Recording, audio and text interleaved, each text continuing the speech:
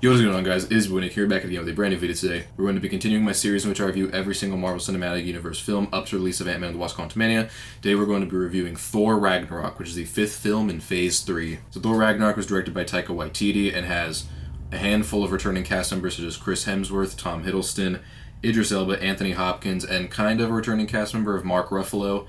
It's technically his first time in a Thor movie, but not his first time in a Marvel movie as we've seen him in the previous Avengers movies, so take that what you will. But furthermore, to the returning cast members, they all do a great job. Chris Hemsworth gives, I don't know about his best, but arguably his best performance as the character of Thor yet, and Tom Hiddleston also does a great job as Loki in this film. I think those two show some of their best sides to their characters in this movie, and they work so well together.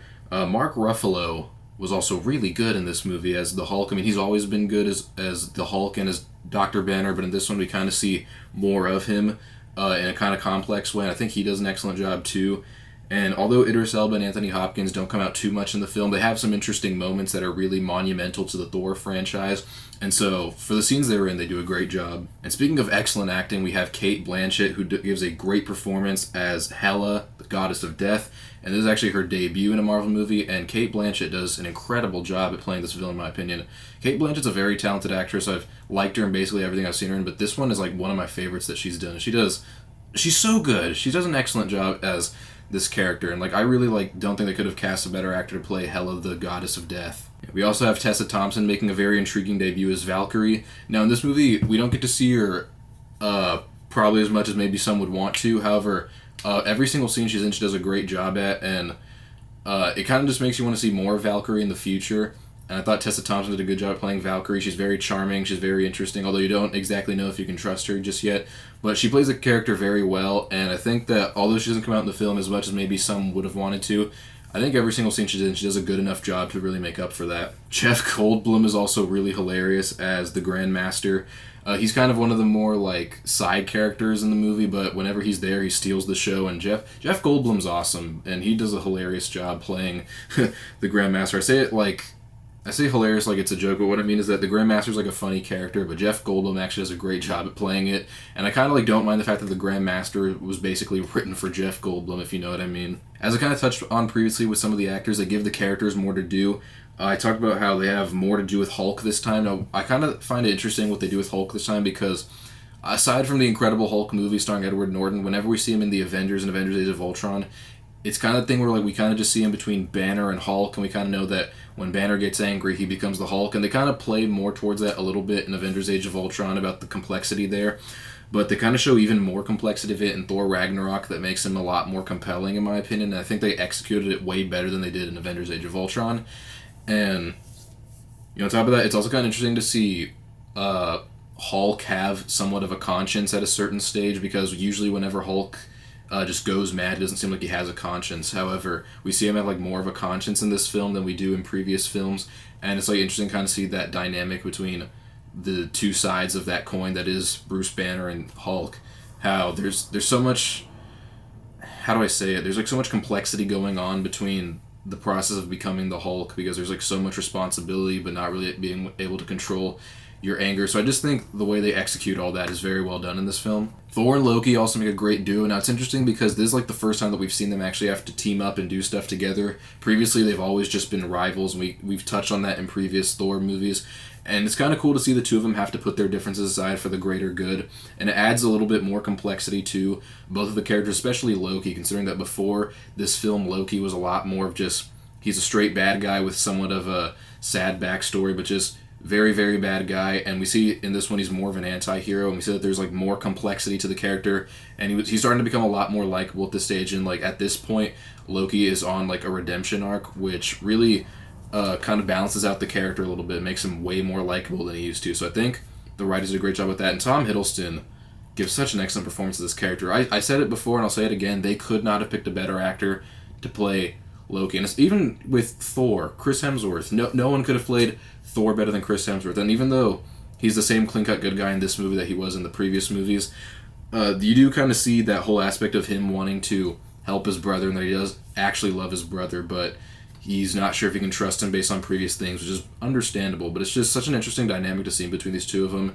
and I'm glad that they decided to make this more gray area kind of story point instead of just keeping it their arch enemies, you know? Because after a while that would get pretty old, so I think this movie does a great job of doing that brotherly love / brotherly hate dynamic very, very well. The director of the film, Taika Waititi, actually does some voice acting in this movie as Korg. He's not in the movie a whole lot, but he's actually pretty funny as Korg, and whenever he's there, he's a great sense of comic relief, so I think that's pretty cool that he comes out in the film as kind of this interesting, funny character. And also Karl Urban, although we don't see him too much, he's actually pretty cool as the Executioner. I don't know, he seems interesting to me.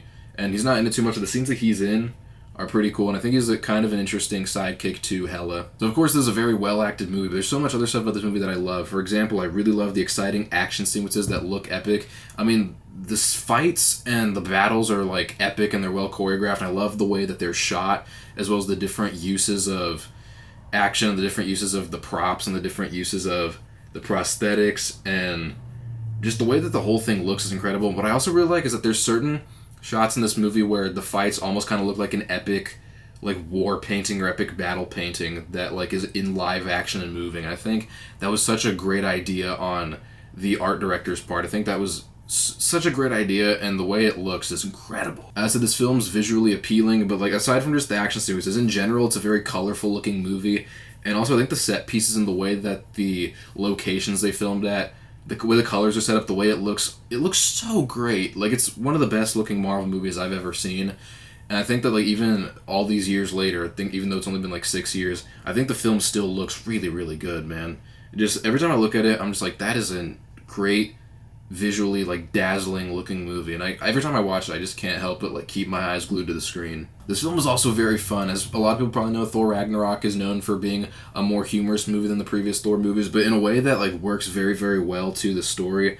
One of my complaints about Thor the Dark World is I thought it was like a little bit too serious, and in this one they have jokes, but I didn't feel like they overused the jokes, and I felt like it stuck the landing almost every single time. Almost all of the time the jokes land, and they're not like dumb jokes like, hey, let's just have a joke in here. They're very like well told, and they actually have to do with the story, and they're very like smart, clever jokes. So I kind of appreciate that about the movie, that it wasn't just let's have all these dumb jokes, because that would just be stupid, you know.